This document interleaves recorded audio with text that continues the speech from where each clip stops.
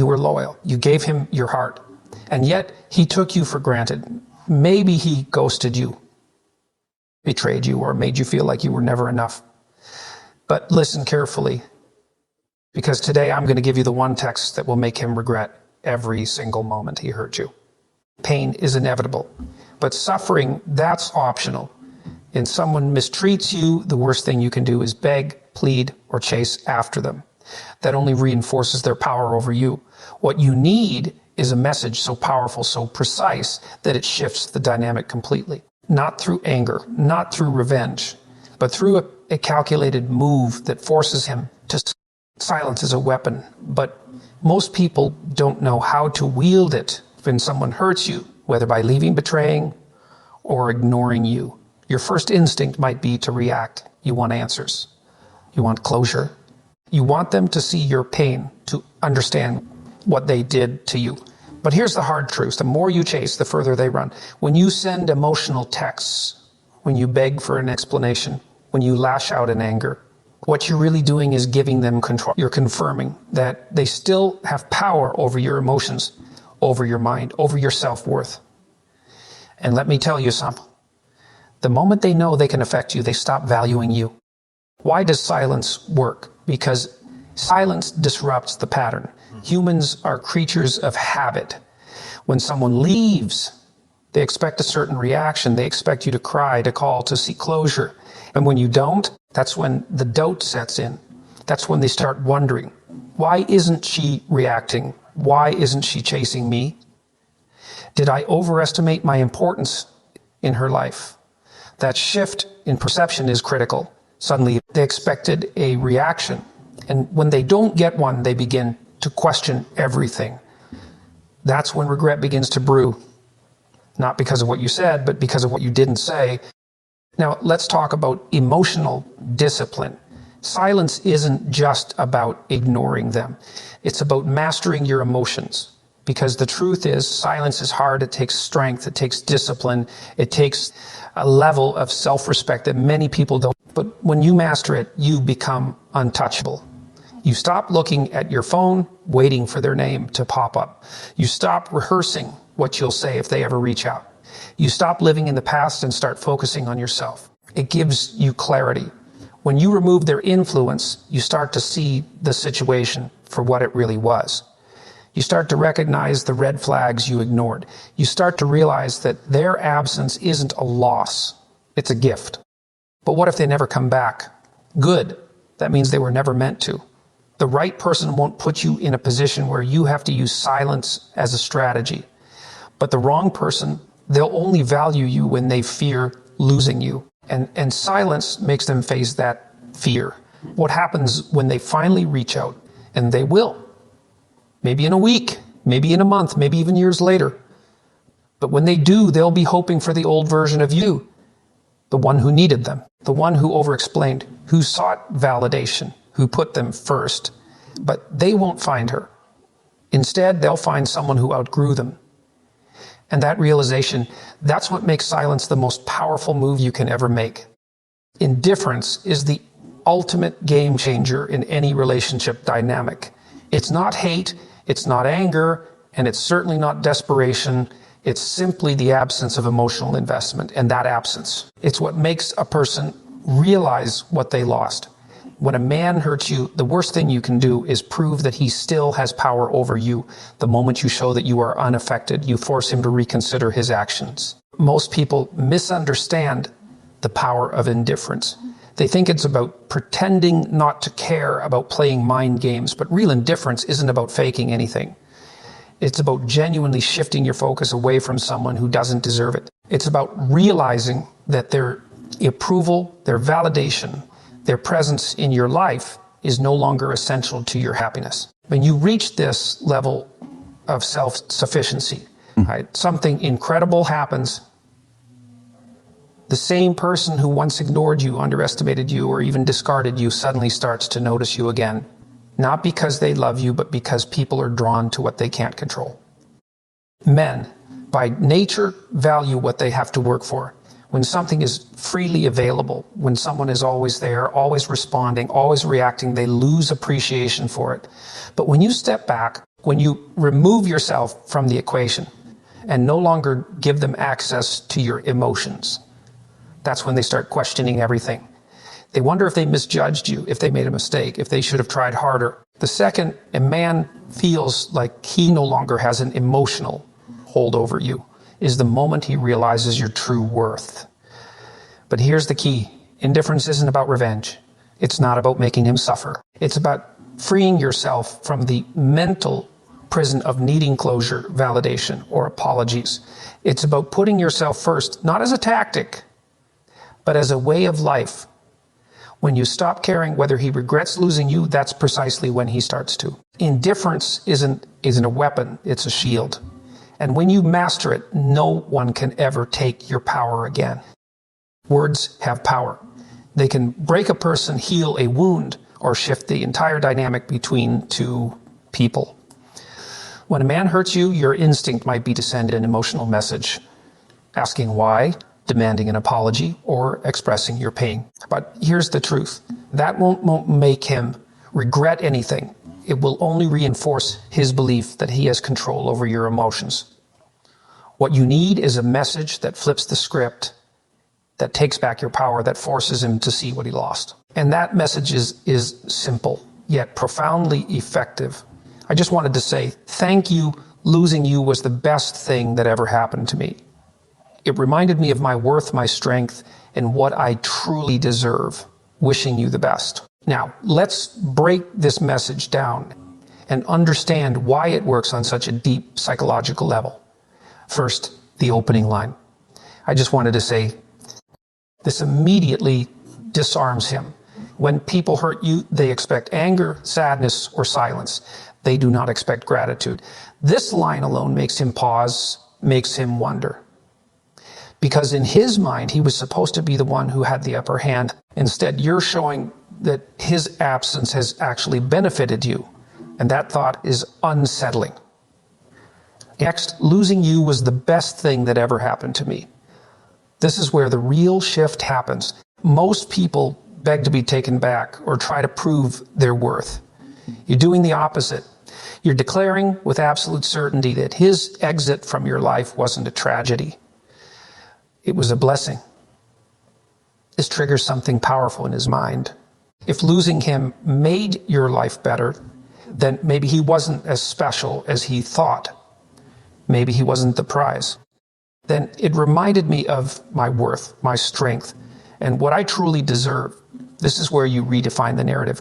You're making it clear that his actions were a lesson, not a loss. That instead of breaking you, they made you stronger. And here's the part that stings the most for him. You're saying, without saying it directly, that he wasn't capable of giving you what you deserve. That's not just a blow to his ego. It's a realization that he was never as irreplaceable as he assumed. Finally, wishing you the best. This is the dagger wrapped in silk. You're not bitter, you're not seeking revenge, and you're certainly not waiting for him. You're at peace. And nothing haunts a person more than knowing they can no longer affect you. This closing line ensures that you walk away with grace, making it impossible for him to respond with anger or defensiveness. Because what can he say to that? Nothing. Why does this message work? This text isn't about manipulation. It's about truth. It forces him to confront a reality he wasn't prepared for, that you're not sitting around missing him, that you've moved on, grown, and become someone he no longer has access to. Men regret losing women who outgrow them, not women who beg for their attention.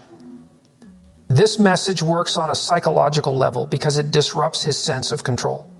If he thought you'd always be there, this text shatters that illusion. If he thought he could come back whenever he wanted, this message makes it clear. He's no longer an option, and that realization, that's what creates regret. How will he react? There are three possible reactions to this text. This is the most likely outcome, at least initially. If he was expecting a dramatic reaction, your calmness will catch him off guard. He won't know what to say because there's no argument to be had. But trust me, he'll think about this message long after you've sent it. He responds with confusion. He might say something like, wow, I wasn't expecting that. Or I'm happy for you. This is his way of processing the fact that you've moved on. He might even test the waters to see if you're serious. But the key here is to keep your energy detached because you are serious. He tries to reconnect. If he realizes he lost someone truly valuable, he may try to pull you back in. He might send a casual message later just to see if there's still an open. But here's the question. Do you even want him back? By the time you send this message, chances are you'll have already realized that you deserve better. This message isn't just about making him regret hurting you. It's about reclaiming your power. It's about shifting your mindset from one of loss to one of gain. Because the truth is, the best revenge isn't making someone miss you. It's becoming the person they can never have again. So if you're thinking about sending this text, do it. But don't send it for him. Send it for you. Send it as a final declaration that you've chosen yourself. And once you do, walk away with your head held high, because the moment you stop needing his validation is the moment you win. Even psychology is driven by a fundamental truth. People only value what they believe they can lose. When a man hurts you, he often assumes that you will still be there waiting, hoping, and holding on. This assumption gives him a sense of power and security. He doesn't feel the immediate weight of his actions because in his mind he still has access to you. But when you break this pattern, when you respond with silence, indifference, or a powerful message that signals true detachment, you trigger something deep within his subconscious, the fear of loss. The human brain is wired to react strongly to scarcity. Psychologists call this the scarcity principle, which states that people place a higher value on things that seem rare or unattainable. When you were emotionally invested in him, always available, and seeking closure, you were, in his mind, a constant. The moment you step back, that constancy is shattered. Suddenly, he begins to realize that your presence in his life wasn't guaranteed. It was a privilege. And privileges, once lost, create regret. There's another psychological concept at play here: cognitive dissonance. This occurs when a person's beliefs and reality are in conflict. If a man leaves you, he often justifies it to himself by believing that you weren't right for him, that he could do better, or that you needed him more than he needed you. But when you show indifference, when you express that losing him was actually beneficial to your life, his mind struggles to reconcile this new information with his original belief. Instead of feeling certain in his decision, he starts questioning it. Was I wrong? Did I misjudge her value? This internal conflict can be deeply unsettling, leading to feelings of regret and self-doubt. Another key psychological factor is ego investment. Many men, even those who choose to walk away, still want to feel like they were important in your life. They want to believe that they were irreplaceable, that they made a lasting impact. But when you send a message that suggests otherwise, when you express gratitude for the breakup, when you show that you've grown and moved on, his ego takes a direct hit. He realizes that far from being indispensable, he was just a chapter in your life, not the whole story. And nothing stings more than the realization that someone has outgrown you. There's also an element of reverse psychology in this approach. Most people expect a reaction when they hurt someone: anger, sadness, or attempts to fix things. By not giving him what he expects, you shift the power dynamic. Instead of being in control, he is now the one feeling unsettled, uncertain, and even regretful. The more you focus on yourself, the more you evolve beyond the person he once knew, the more you become a mystery to him. And mystery is one of the strongest forces of attraction and intrigue. At its core, this strategy is not about playing games. It's about shifting your mindset. When you stop chasing, when you stop giving your energy to someone who hurt you, you naturally create an environment where they begin to feel your absence. And in that absence, regret takes root. This isn't about making him suffer. It's about reclaiming your power, understanding your worth, and letting psychology work in your favor. Because in the end, the best way to make someone regret losing you is to genuinely become someone they can no longer reach. Words can be powerful, but nothing speaks louder than action. If you truly want him to regret hurting you, Your actions must prove that you are not only unaffected by his departure, but thriving because of it. Many people make the mistake of saying they've moved on while still secretly hoping for validation from the person who hurt them. But true power lies in showing, not just telling, that you are unshaken, evolving, and completely out of his reach. Think about it. If you send a text saying, I'm doing better without you, but your social media, your habits, and your energy tell a different story, he won't believe a word of it. On the other hand, if you make no effort to prove anything to him and simply focus on building a better life for yourself, the message becomes undeniable. When a man sees that you are genuinely happier, more confident, and moving forward without any need for his attention, it challenges his perception of his own importance in your life. And that's when regret begins to creep in. One of the most powerful actions you can take is complete detachment. This means no desperate texts, no lingering in places where you know he'll be, no emotional outbursts aimed at making him feel guilty. Instead, you become a ghost in his world, not in a bitter way, but in a way that makes it clear you have no interest in revisiting the past. Men often assume they have an open door, that they can return whenever they please. By closing that door completely, by refusing to engage, you take away their sense of control. And what people can't control, they begin to obsess over. Another crucial action is self-improvement. Nothing makes a man regret losing you more than seeing you become the best version of yourself without him. If he thought he was your best option, prove him wrong by elevating every aspect of your life. Focus on your health, your career, your passions.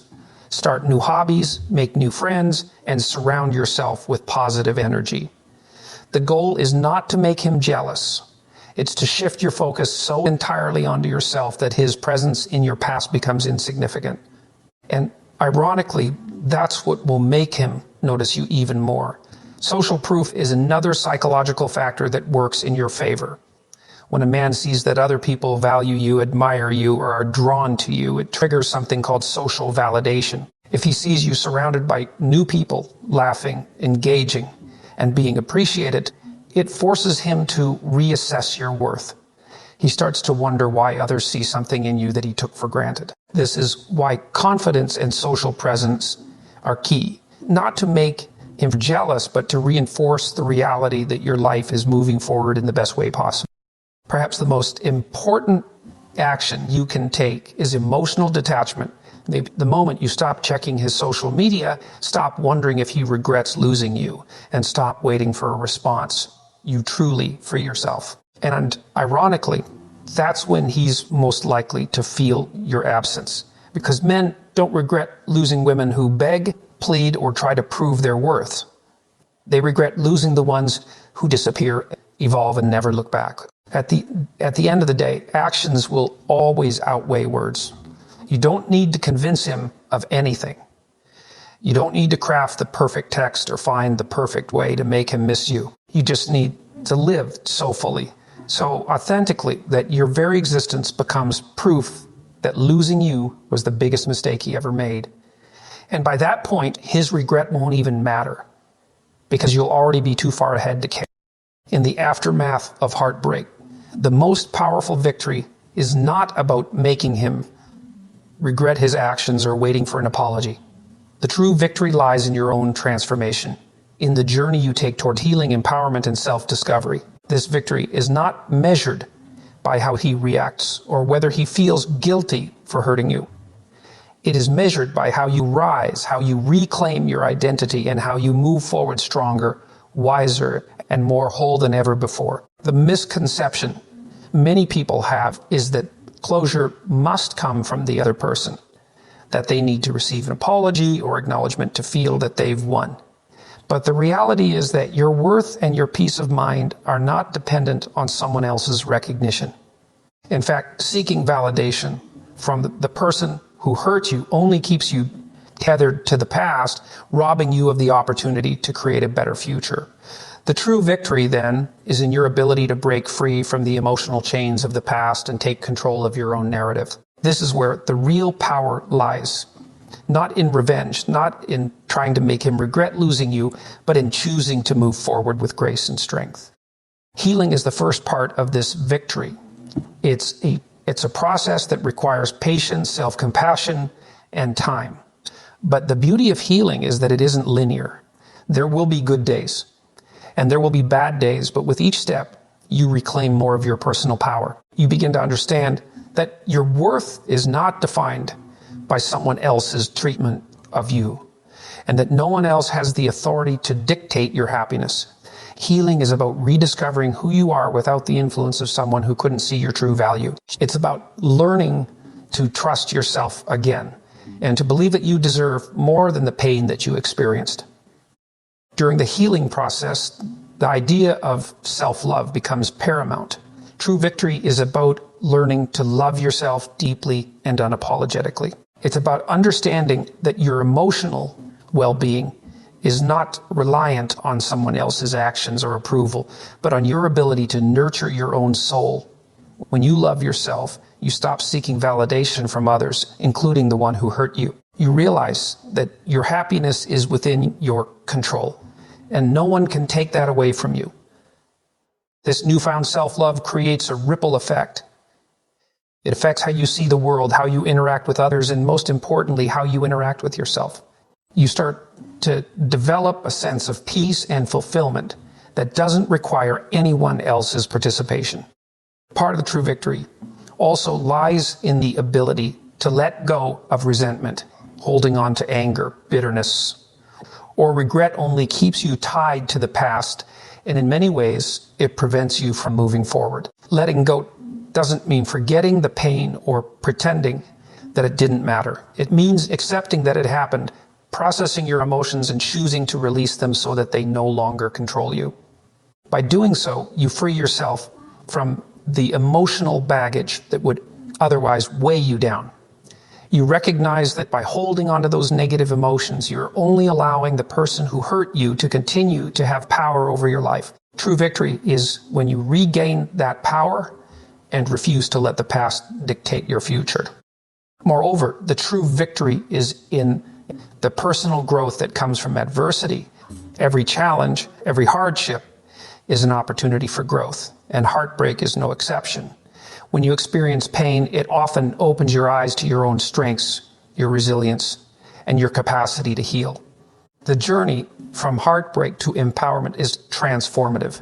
It teaches you valuable lessons about your own needs, boundaries, and desires.